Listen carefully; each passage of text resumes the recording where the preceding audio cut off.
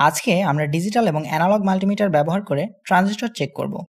অর্থাৎ একটি transistor NPN নাকি পিএনপি, এবং এনপিএন বা পিএনপি যেটাই হোক না কেন এর বেজ ইমিটার কালেক্টর কিভাবে নির্ণয় করতে হয় সেই সম্পর্কে জানব। এছাড়াও ট্রানজিস্টরটা কি ভালো নাকি নষ্ট এটা কিভাবে শনাক্ত করতে হয় সেই সম্পর্কেও জানব। এখানে একটা কথা বলে রাখি, ট্রানজিস্টর এবং ডায়োড টেস্টের ক্ষেত্রে কিন্তু ডিজিটাল এবং অ্যানালগ মাল্টিমিটারের পদ্ধতি আলাদা, তাই অবশ্যই মনোযোগ সহকারে পুরো ভিডিওটি দেখবেন। ট্রানজিস্টর চেক করার আগে আপনাকে শিওর হতে হবে যে আপনার হাতে যে কম্পোনেন্টটা আছে সেটা কি আসলেও ট্রানজিস্টর নাকি ট্রানজিস্টরের মতো দেখতে অন্য কোনো কম্পোনেন্ট। যেমন স্ক্রিনে এখন যে কম্পোনেন্টটা দেখছেন এটা দেখতে একদম ট্রানজিস্টরের মতো হলেও আসলে কিন্তু এটা ট্রানজিস্টর না, এটা একটা প্রোগ্রামেবল জেনার ডায়োড। আবার এখন যে কম্পোনেন্টটা দেখছেন এটাও কিন্তু দেখতে ট্রানজিস্টরের মতো, কিন্তু এটা আসলে একটা ভোল্টেজ রেগুলেটর আইসি। কালার, স্ট্রাকচার সবকিছুই কিন্তু ট্রানজিস্টরের মতো, শুধু আলাদা হলো এর গায়ে থাকা মডেল নাম্বারটি। এজন্য কম্পোনেন্টটি আসলে কি তা শিওর হওয়ার জন্য এর মডেল নাম্বার দিয়ে গুগলে সার্চ করতে হবে। বেশিরভাগ ক্ষেত্রেই গুগলে আপনার কাঙ্ক্ষিত উত্তরটি পেয়ে যাবেন, অর্থাৎ এটা ট্রানজিস্টর নাকি অন্য কোনো কম্পোনেন্ট। যদি ট্রানজিস্টর হয় তাহলে এটা এনপিএন নাকি পিএনপি, এছাড়াও এর বেজ, ইমিটার, কালেক্টর সবকিছুই এখানে পেয়ে যাবেন।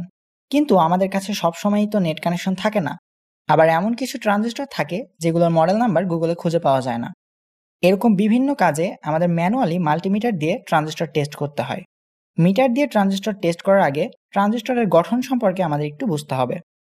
তার আগে বলে রাখি, যারা ট্রানজিস্টরের এই ভিডিওটি দেখেননি তারা অবশ্যই এই ভিডিওটি দেখে নেবেন, কারণ বেসিক ক্লিয়ার থাকা জরুরি। দুইটা পিএন জাংশনকে একত্র করে মূলত ট্রানজিস্টর তৈরি করা হয়। বিষয়টা অনেকটা দুইটা ডায়োডকে রিভার্স কানেকশন করার মতো। স্ক্রিনে এখন যেরকমটা দেখতে পাচ্ছেন। এনপিএন ট্রানজিস্টরের ক্ষেত্রে পি টাইপ সেমিকন্ডাক্টরকে কমন করা হয় এবং এর দুই পাশে থাকে দুইটা এন টাইপ সেমিকন্ডাক্টর। অর্থাৎ আপনি বিষয়টা এভাবে মনে করতে পারেন যে এনপিএন ট্রানজিস্টরের ক্ষেত্রে পজিটিভ টার্মিনালকে কমন করা হয় এবং দুই পাশে থাকে দুটি নেগেটিভ টার্মিনাল। আর পিএনপি ট্রানজিস্টরের ক্ষেত্রে নেগেটিভ টার্মিনালকে কমন করা হয় এবং দুই পাশে থাকে দুটি পজিটিভ টার্মিনাল। তো যে টার্মিনালটাকে কমন করা হয় সেটাকে বলা হয় বেজ। এনপিএন ট্রানজিস্টরের ক্ষেত্রে বেজ হবে পজিটিভ, আর পিএনপি ট্রানজিস্টরের ক্ষেত্রে বেজ হবে নেগেটিভ। এখন ট্রানজিস্টরের গঠনটা যদি একটু ভালো করে দেখেন তাহলে দেখবেন বেজের সাপেক্ষে একটা জাংশন একটু বড় এবং অপর জাংশনটা একটু ছোট। তো বেজের সাপেক্ষে যে জাংশনটা একটু বড় সেই সাইডকে বলা হয় ইমিটার, আর বেজের সাপেক্ষে যে জাংশনটা একটু ছোট সেই সাইডকে বলা হয় কালেক্টর। আমরা একটা ট্রানজিস্টর নিলাম যার মডেল নাম্বার BC547। ট্রানজিস্টরের মান নির্ণয়ের ক্ষেত্রে সবার প্রথমে এর বেজ খুঁজে বের করতে হবে। যখন কোনো টার্মিনালের সাপেক্ষে অপর দুটি টার্মিনালে ভ্যালু শো করবে তখন ওই কমন টার্মিনালটাকে আমরা বলবো বেজ। মাল্টিমিটার দিয়ে ট্রানজিস্টর পরিমাপ করার দুটি পদ্ধতি আছে, একটা হচ্ছে ডায়োড টেস্টিং মোডে আর একটা হচ্ছে রেজিস্টর টেস্টিং মোডে। আমরা এই দুইটি পদ্ধতিই দেখব। এই দুইটা পদ্ধতির মধ্যে আমরা যেই পদ্ধতিটাই অ্যাপ্লাই করি না কেন আমাদের 6টা স্টেপ কমপ্লিট করতে হবে। কাজের সুবিধার্থে ট্রানজিস্টরের টার্মিনালগুলোকে আমরা একটু বাঁকা করে নিব। এবার আমরা প্রথমে রেজিস্টর টেস্টিং মোডে ট্রানজিস্টরকে চেক করব। সেজন্য মিটারের পয়েন্টারটিকে 20 কিলো ওহমে সিলেক্ট করব। আপনি চাইলে এর বেশি রেঞ্জেও সিলেক্ট করতে পারেন, তবে কম রেঞ্জে সিলেক্ট করলে সাধারণত কাজ হবে না। আর এখানে একটা কথা বলে রাখি, ট্রানজিস্টরের গায়ের যে পাশে মডেল নাম্বার লেখা থাকে তার বাম পাশ থেকে এর পিন নাম্বার কাউন্ট করা হয়। প্রথম স্টেপে আমরা মিটারের লাল এবং কালো দুটি প্রোবের মধ্যে যে কোনো একটি প্রোবকে কমন ধরব। তো আমি এখানে কালো প্রোবটিকে কমন ধরে 1 নাম্বার পিনে রাখলাম। এবার লাল প্রোবটিকে 2 এবং 3 নাম্বার পিনে ধরে দেখব যে দুই পিনেই ভ্যালু শো করে কিনা। 2 নাম্বার পিনে একটা ভ্যালু শো করলো, কিন্তু 3 নাম্বার পিনে কোনো ভ্যালু শো করলো না। তার মানে 1 নাম্বার পিনটি কমন পিন না। এবার আমরা 2 নাম্বার স্টেপে যাব। এখন আমরা 2 নাম্বার পিনটিকে কমন ধরলাম।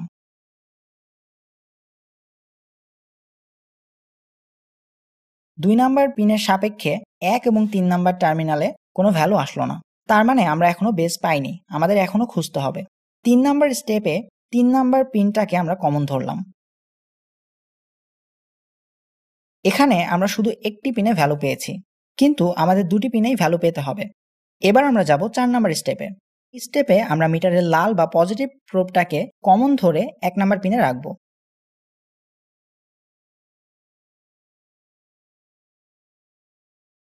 1 নাম্বার পিনের সাপেক্ষে বাকি দুটা পিনে মিটার কোনো ভ্যালু শো করলো না। 5 নাম্বার স্টেপে 2 নাম্বার পিনে আমরা কমন প্রোবটি রাখব। 2 নাম্বার পিনের সাপেক্ষে 1 ও 3 উভয় পিনেই আমরা ভ্যালু পেয়েছি, তার মানে আমরা অনেকটাই শিওর যে আমরা বেস পেয়ে গেছি। পুরোপুরি শিওর এজন্য না, কারণ আমাদের হাতে এখনো একটা স্টেপ বাকি আছে। ট্রানজিস্টরটা যদি নষ্ট হয় তাহলে ওই স্টেপে ভ্যালু শো করতে পারে, তাই অবশ্যই আমরা 6টা স্টেপ কমপ্লিট করব। যেহেতু 6 নাম্বার স্টেপে কোনো ভ্যালু শো করেনি, তাই এবার আমরা পুরোপুরি শিওর হয়ে গেলাম যে 5 নাম্বার স্টেপটাই আমাদের কাঙ্ক্ষিত স্টেপ। অর্থাৎ 6টা স্টেপের মধ্যে শুধুমাত্র একটা স্টেপ এমন থাকবে যেখানে 2টা ভ্যালু শো করবে। তো আমরা কমন টার্মিনাল অর্থাৎ বেস পেয়ে গেছি। এখন বেজে যেহেতু মিটারের পজিটিভ প্রোব ধরেছিলাম, তার মানে বেসটা হলো পজিটিভ। আর বেজের সাপেক্ষে বাকি 2 পিনে যেহেতু নেগেটিভ প্রোব ধরে ভ্যালু পেয়েছিলাম, তার মানে বাকি 2টা টার্মিনাল হচ্ছে নেগেটিভ। তাহলে আমাদের এই ট্রানজিস্টরটা হলো NPN ট্রানজিস্টর। এবার আমাদের বের করতে হবে এই ট্রানজিস্টরের কালেক্টর এবং এমিটার। বেজের সাপেক্ষে যে টার্মিনালে কম রেজিস্ট্যান্স শো করবে সেটা হচ্ছে কালেক্টর, এবং বেজের সাপেক্ষে যে টার্মিনালে বেশি রেজিস্ট্যান্স শো করবে সেটা হচ্ছে ইমিটার। তো বেজের সাপেক্ষে আমরা 1 নাম্বার পিনে পেয়েছি 14.50 কিলো ওহম, আর 3 নাম্বার পিনে পেয়েছি 14.85 কিলো ওহম। তো এখান থেকে আমরা বুঝতে পারলাম যে 1 নাম্বার পিনে যেহেতু কম ভ্যালু পেয়েছি, তার মানে 1 নাম্বার পিনটা হচ্ছে কালেক্টর, আর 3 নাম্বার পিনে যেহেতু আমরা বেশি ভ্যালু পেয়েছি, তাহলে 3 নাম্বার পিনটা হচ্ছে ইমিটার। তো আমরা বুঝতে পারলাম যে এটা কি ধরনের ট্রানজিস্টর ছিল এবং এর বেজ, ইমিটার, কালেক্টর কোনটা। এবার আমরা একটা পিএনপি ট্রানজিস্টর চেক করব। চেক করার পদ্ধতি একদম সেম আগেরটার মতোই, সেই 6টা স্টেপই কমপ্লিট করতে হবে। শুধুমাত্র পার্থক্য এতটুকুই যে এনপিএন ট্রানজিস্টরের ক্ষেত্রে এর বেজে ডিজিটাল মিটারের পজিটিভ প্রোব ধরে পাশের 2 পিনে নেগেটিভ প্রোব ধরলে ভ্যালু শো করবে, আর পিএনপি ট্রানজিস্টরের ক্ষেত্রে এর বেজে ডিজিটাল মিটারের নেগেটিভ প্রোব এবং 2 পাশে মিটারের পজিটিভ প্রোব ধরলে ভ্যালু শো করবে। তো প্রথম স্টেপে আমরা মিটারের নেগেটিভ প্রোবটাকে কমন ধরে 1 নাম্বার পিনে রাখলাম। 1 নাম্বার পিনের সাপেক্ষে বাকি 2টা পিনে কোনো ভ্যালু দিল না।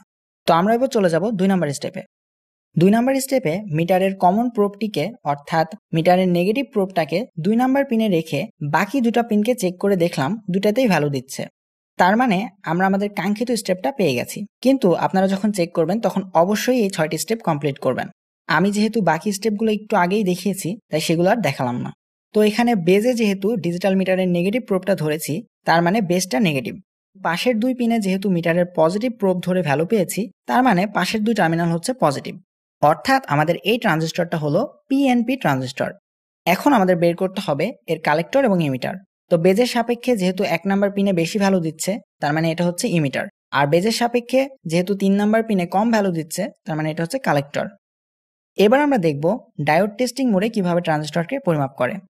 ডায়োড টেস্টিং মোড এবং রেজিস্টর টেস্টিং মোডের মধ্যে তেমন কোনো পার্থক্য নেই। শুধু রেজিস্টর টেস্টিং মোডে রেজিস্ট্যান্সের ভ্যালু দেখায়, আর ডায়োড টেস্টিং মোডে একটা ডায়োডের ভ্যালু দেখায়। যেমন এনপিএন ট্রানজিস্টরের ক্ষেত্রে বেজে পজিটিভ প্রোব এবং 2 পাশে নেগেটিভ প্রোব ধরলে একটা ভ্যালু দেখাচ্ছে। এই ভ্যালুটা হচ্ছে ফরওয়ার্ড ব্যাস একটা ডায়োড যে ভ্যালু দেখাবে সেই ভ্যালু। এর মধ্যে যে ডায়োডটা একটু বড় অর্থাৎ যে জাংশনটা একটু বড় তার মান বেশি দেখাবে, এবং এতে আমরা বুঝতে পারবো যেটা ইমিটার। আর অপর পাশের জাংশনের ক্ষেত্রে কম ভ্যালু দেখাবে, এবং এতে আমরা বুঝতে পারবো এটা কালেক্টর। এবার আমরা আসি অ্যানালগ মাল্টিমিটারের ক্ষেত্রে। প্রথমেই বলেছিলাম ডায়োড এবং ট্রানজিস্টর টেস্টের ক্ষেত্রে অ্যানালগ মাল্টিমিটার ডিজিটাল মাল্টিমিটারের পুরোপুরি উল্টা, তাই এটা একটু মনোযোগ সহকারে দেখবেন।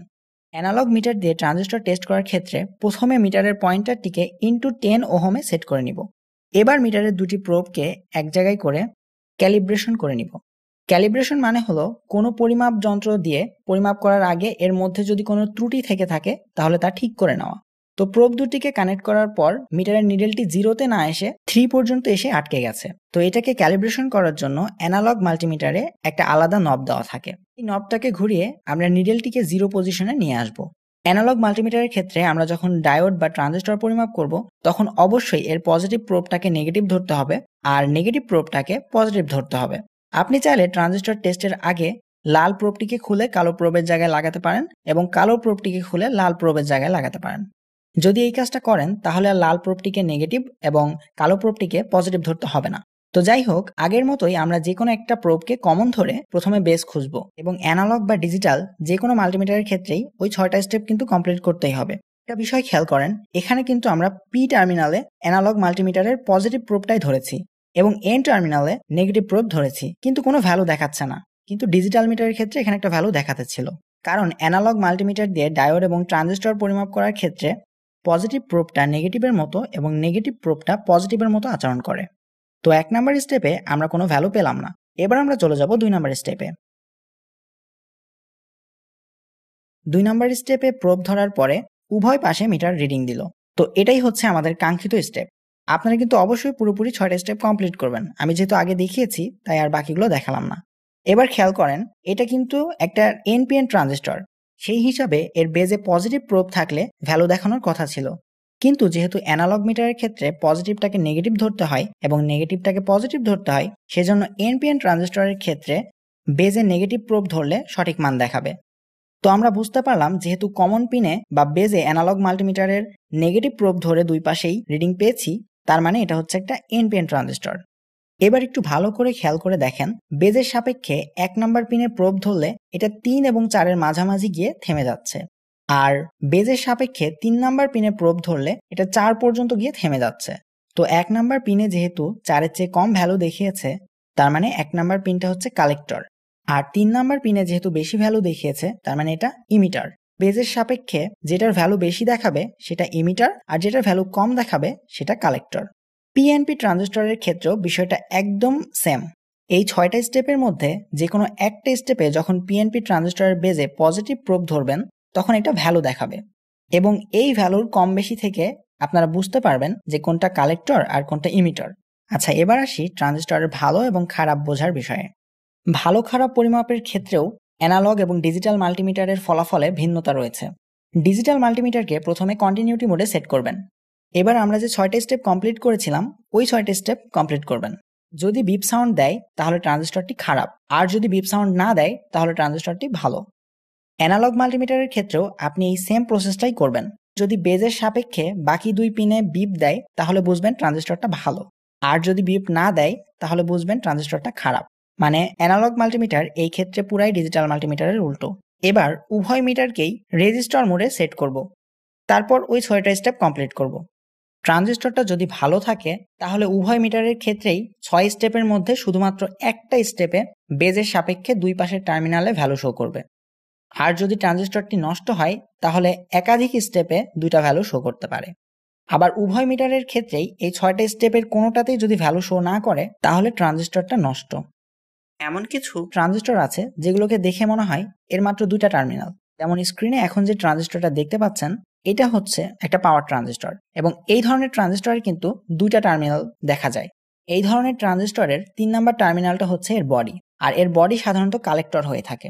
এই ধরনের ট্রানজিস্টরের ভ্যালুও কিন্তু আপনি এই 6টা স্টেপ ফলো করে বের করতে পারবেন। আমার প্রত্যেকটা ভিডিওতে প্রতিটা কাজ নিজে প্র্যাকটিক্যাল করে সেই ভ্যালুগুলো নিয়ে আমি অ্যানিমেশন তৈরি করি। এতে আমার দ্বিগুণেরও বেশি পরিশ্রম এবং সময় লেগে যায়। শুধুমাত্র আপনাদেরকে একটু সহজে বোঝানোর জন্যই আমি কাজ করে যাচ্ছি। ভিডিওটি যদি ভালো লেগে থাকে তাহলে অবশ্যই একটা লাইক, কমেন্ট এবং চ্যানেলটি সাবস্ক্রাইব করে পাশে থাকা বেল আইকনটি অল করে দিন।